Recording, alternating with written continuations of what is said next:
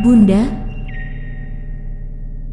dari tadi aku hanya menatap layar ponsel, berharap Bunda segera mengangkat sambungan video call dariku. Namun, semuanya nihil. Chat pun begitu, masih bertahan di centang satu.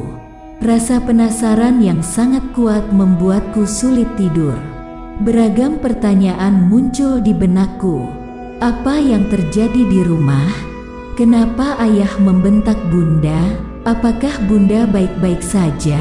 Ada keinginan untuk menanyakan langsung ke ayah, tapi kuurungkan. Takutnya ayah malah bertambah marah. Keesokan harinya, aku masih terus berusaha menghubungi Bunda. Namun belum juga berhasil. Ku coba menghubungi Kevin dan Stephen.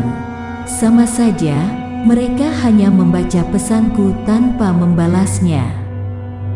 2 hari sudah aku tersiksa dengan rasa penasaran ini, hingga membuyarkan konsentrasi kuliahku.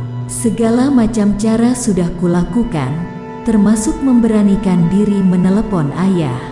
Namun, semuanya berakhir sia-sia.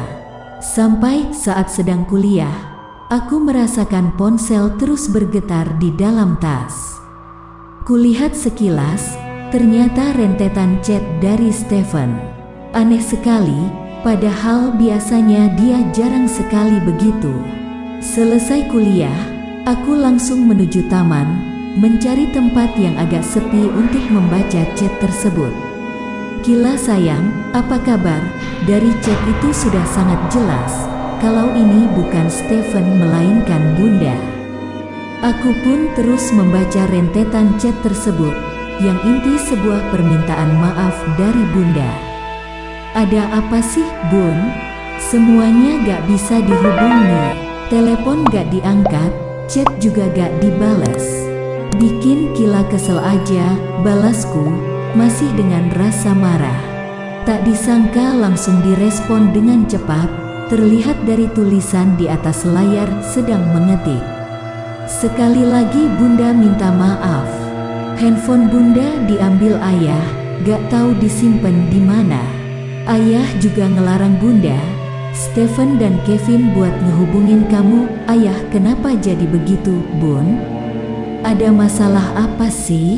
Kamu jangan marah sama ayah. Bunda ngerti banget ayah kamu lagi pusing beberapa bulan terakhir ini. Pusing kenapa? Usaha mebel ayah lagi ada masalah, sampai terlilit banyak hutang. Bisa jadi sebentar lagi kita terpaksa pindah dari rumah ini. Kalau ayah gak bisa ngelunasin hutangnya ke bank, banyak hutang?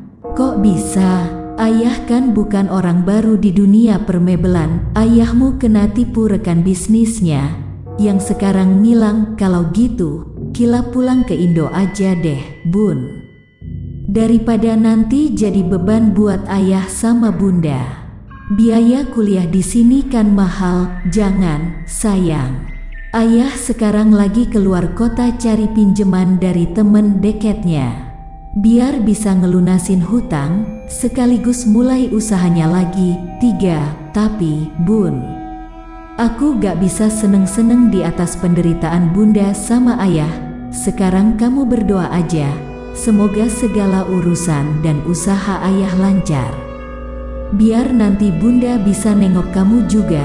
Iya, Bun. Kalau Bunda kesini, aku bakal ajak jalan-jalan. Chat terus berlanjut dengan obrolan layaknya ibu dan anak.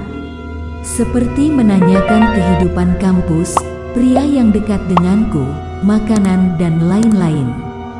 Sambungan kami pun diakhir dengan video call bersama kedua adikku.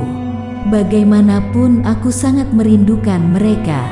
Tak terasa hampir 1 jam aku duduk di taman, ditemani guguran daun beach dan udara dingin di musim gugur.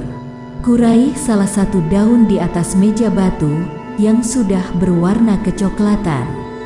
Entah kenapa saat ku sentuh daun itu, timbul perasaan sedih yang teramat dalam. Mataku mulai berkaca-kaca dan air mata pun jatuh tak tertahankan. Perasaan macam apa ini? Hari terus berganti, Aku masih tetap menjalankan rutinitas seperti biasa, walaupun ada rasa yang berbeda dari sebelumnya. Semenjak mengetahui keadaan di rumah, pikiranku menjadi terbagi. Aku menjadi sulit berkonsentrasi dan lebih banyak melamun. Untungnya, Bunda selalu menghiburku setiap malam. Bunda juga selalu meyakinkanku kalau kondisi mereka baik-baik saja. Namun tetap saja ada yang mengganjal, aku masih belum bisa berbicara langsung dengan ayah. Kata Bunda, ayah belum juga pulang. Hampir setiap hari Bunda meneleponnya, tapi jawabannya selalu sama, nanti juga pulang. Paginya, aku terbangun dengan perasaan campur aduk antara sedih dan marah. Padahal sangat yakin ini bukan jadwal menstruasi. Perasaan itu terus mengikuti sampai di kampus. Aku menjadi lebih banyak diam. Beberapa teman sempat bertanya tentang kondisiku, tapi selalu ku jawab baik-baik saja. Selesai kuliah, aku langsung pulang ke apartemen, membuat secangkir coklat hangat, lalu duduk di balkon. Memandingi jalan di kota Bonn yang mulai dipenuhi guguran daun, sambil meminum segelas coklat hangat. Itu membuat hatiku jauh lebih tenang. Saat sedang larut dengan suasana, tiba-tiba dari dalam kamar, ponselku berbunyi. Bergegas kurai ponsel yang ada di atas nakas. Kevin, nama itu yang tertera di layar ponsel. Tumben Bunda pakai handphone Kevin, pikirku seraya mengangkat telepon. Halo, Kak, ucap suara kecil di balik telepon. Tentunya itu suara Kevin. Loh, Kevin belum tidur? Tanyaku, heran. Perbedaan waktu Indonesia dan Jerman itu 5 jam. Di sini sudah pukul 6 sore, berarti di Indonesia pukul 11 malam. Mana Bunda? Tanyaku lagi. Kak, Bunda, Kak. Suara adik kecilku itu terdengar panik. Kenapa Bunda? Bunda sakit, Kak. Sakit apa? Kevin gak tahu. Badan Bunda panas terus kulit merah-merah. Coba kamu fotoin Bunda. Telepon pun terputus. Tak lama, Kevin mengirimkan gambar Bunda yang sedang terbaring di atas tempat tidur. Kulitnya berwarna merah, seperti udang rebus. Buru-buruku telepon Kevin. Vin, kasih teleponnya ke Bunda. Bunda gak mau, Kak. Ya udah, tanyain Bunda apa yang dirasain. Kata Bunda, panas sama gatel, Kak. Di rumah ada siapa aja? Stephen mana? Kak Stephen katanya sebentar lagi pulang. Aduh tuh anak. Ia udah bilang ke Mbok Wati, sementara olesin badan Bunda pakai bedak dingin. Nanti kalau Stephen datang, langsung bawa ke rumah sakit. Iya, Kak, kabarin kakak kalau ada apa-apa. Terjawab sudah perasaan tidak enak seharian ini. Ternyata ada hubungannya dengan kondisi Bunda sekarang. Aku tidak bisa tenang. Dari tadi hanya mondar-mandir sambil menatap layar ponsel. Berharap segera ada kabar baik dari rumah. Sekitar 10 menit kemudian, ting. Kak, Bunda aku bawa ke rumah sakit, sebuah pesan dari Stephen. Hati-hati, jangan ngebut. Iya, Kak, ayah udah dikabarin? Belum, di telepon gak diangkat, spontanku telepon ayah.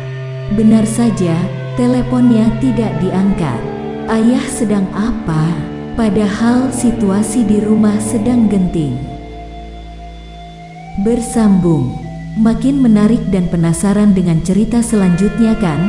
Terus pantengin channel Asal Gawe. Jangan lupa like, komen, subscribe, dan bagikan, serta tonton video lainnya. Salam sehat dan sukses untuk semua.